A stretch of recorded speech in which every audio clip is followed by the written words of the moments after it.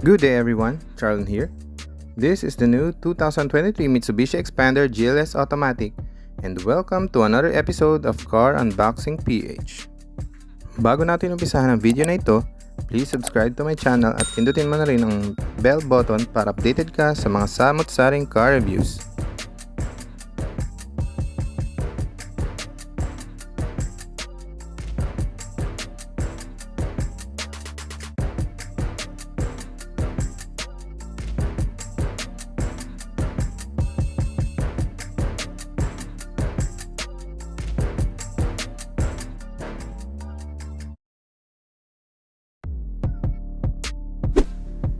Umpisahan natin sa engine.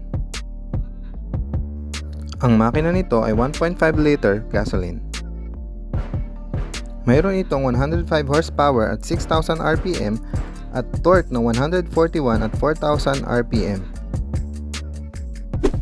Next naman ay ang dimensions.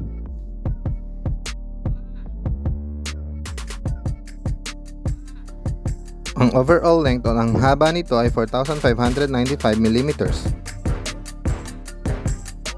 Ang overall width o ang lapad nito ay 1,750 mm. 1,750 mm din ang overall height o ang sukat ng taas nito.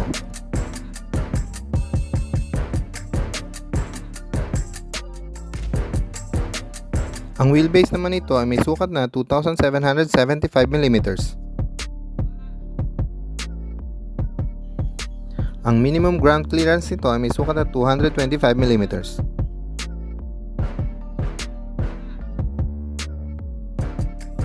Ang gross vehicle weight o ang bigat ng sasakyan nito ay 1,840 kg.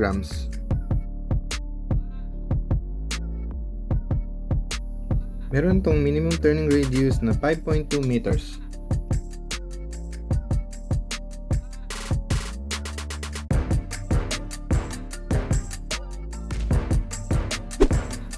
Pumunta naman tayo sa exterior. Mag-umpisa tayo dito sa harapan ng sasakyan.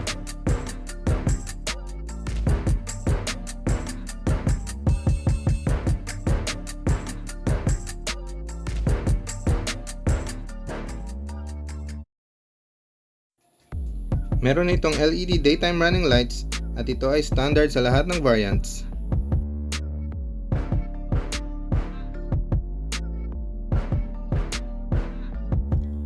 Sa bandang baba naman ay makikita ang new LED T-shaped headlamps design.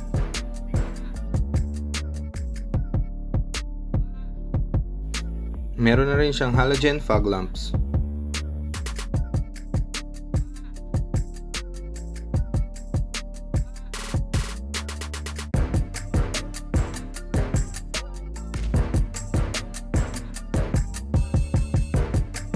Dito naman tayo sa gilid ng sasakyan sa may bandang driver side.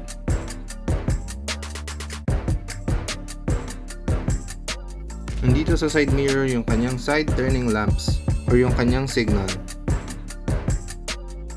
Ito ay equipped ng smart keyless entry. Meron na rin siyang kasamang side skirt. Ang fuel tank capacity nito ay 45 liters. Ang sukat ng kanyang mags ay 17 inches 2-tone alloy wheel.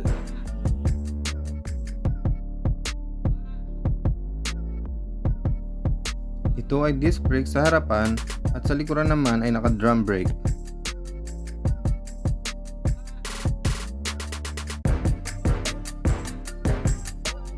MacPherson strut ang suspension nito sa harapan, samantalang sa likod ay torsion beam.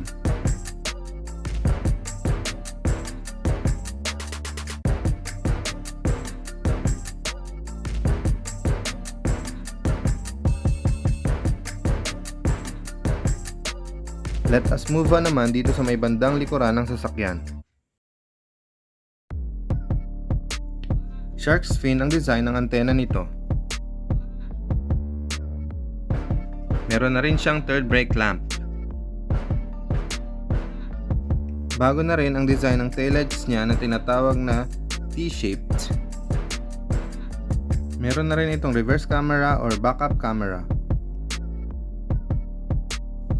Bago na ang design ng kanyang rear reflectors at wala na siyang rear fog lamps.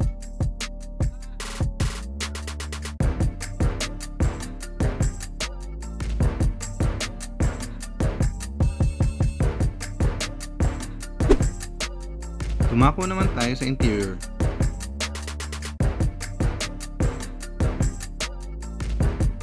Brown leather na yung kanyang door trim.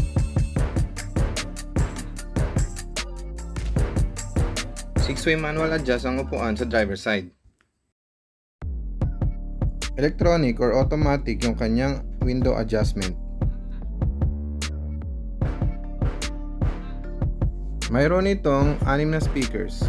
4 sa bawat pintuan nito at 2 sa may bandang harapan naman ng driver at passenger.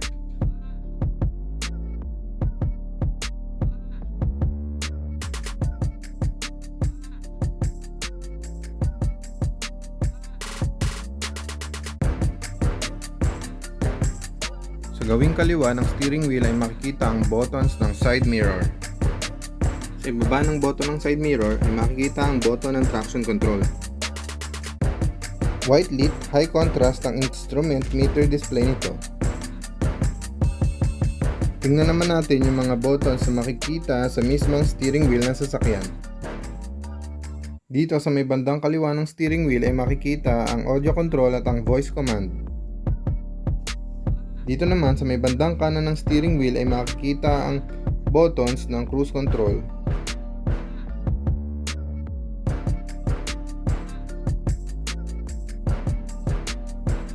Dito naman tayo sa feature ng steering wheel.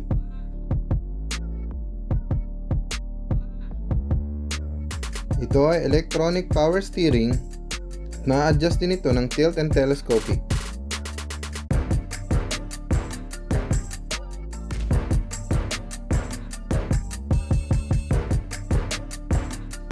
Dito naman tayo sa multimedia system.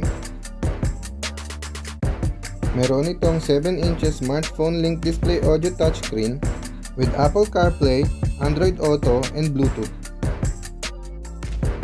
Sa baba ng touchscreen ay makikita mo ang buttons ng air conditioning system. Since ito ay naka-smart keyless entry, engine push start system na ito.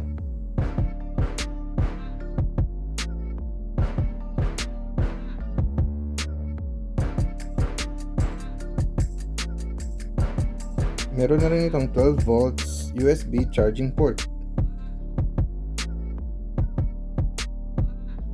Ang transmission nito ay 4-speed automatic. Ito ay naka-electronic parking brake with auto hold. Meron itong 2 cup holders sa harapan at more spaces para sa mahalagang gamit sa my center armrest. Check naman natin dito sa may bandang front passenger side. Naka-smart keyless entry na rin ang pintuan ng front passenger side.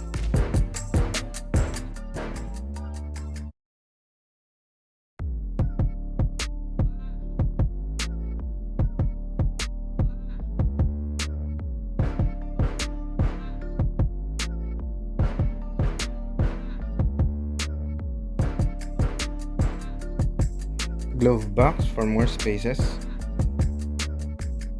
Meron din itong side pocket. Seat under tray sa ilalim ng upuan ng front passenger. Check naman natin ngayon yung second row at yung third row.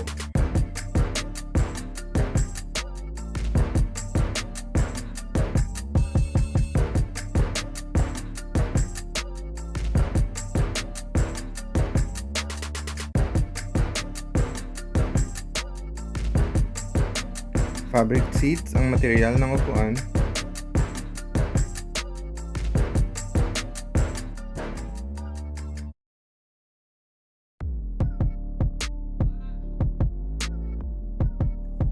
Equipped na rin ito ng child lock protection na matatagpuan sa may gilid ng armrest para hindi na mabuksan ng bata ang pintuan sa second row habang umaandar ang sasakyan. Meron na ring vents at access sa aircon for second row and third row. Meron na ring 12 volts charging port para sa USB at Type-C dito sa second row. Yung sandalan sa gitna ay pwedeng gawing armrest at meron itong dalawang cup holders.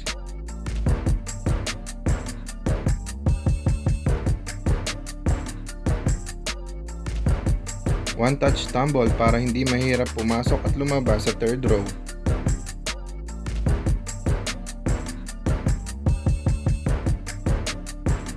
Meron ding 12 volts charging port dito sa may third row.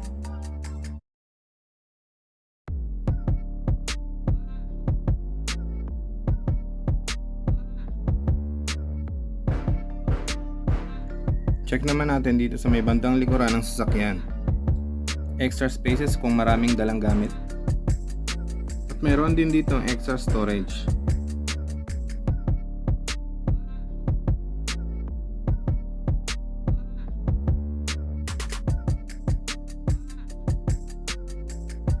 Na-fold din yung second row at third row para magkaroon ng maraming space if needed.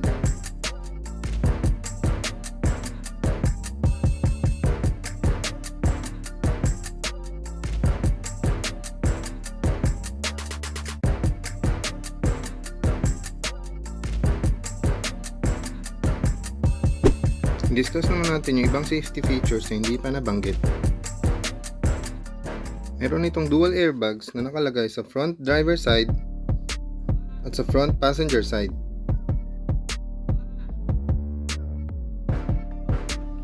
Meron itong hill start assist, anti-lock braking system with electronic brake force distribution, active stability control and traction control, and lastly, emergency stop signal system. Dumako naman tayo sa available colors ng Xpander GLS. Isa sa mga pwede mong pagpiliin na kulay ay Blade Silver Metallic, Graphite Gray Metallic, Quartz White Pearl na may additional 15,000, at Red Metallic. Ang Jet Black Mica ay available lamang sa GLX variants. Dumako naman tayo sa price ng sasakyan. Ang 2023 Xpander GLS Automatic ay nagkakahalaga ng 1,180,000 at nilagay ko na rin ang price ng ibang variants ng Xpander. For inquiries sa mga promos and discounts, pwede nyo akong kontakin sa contact number na naka-flash sa screen. Anong sasakyan ang gusto mong i-review natin sa susunod? I-comment mo na yan sa baba. Please like kung nagustuhan mo ang video na ito at huwag mo na rin kalimutang mag-subscribe at hit mo na rin ang notification bell para updated ka sa samot-saring car reviews. See you in my next video!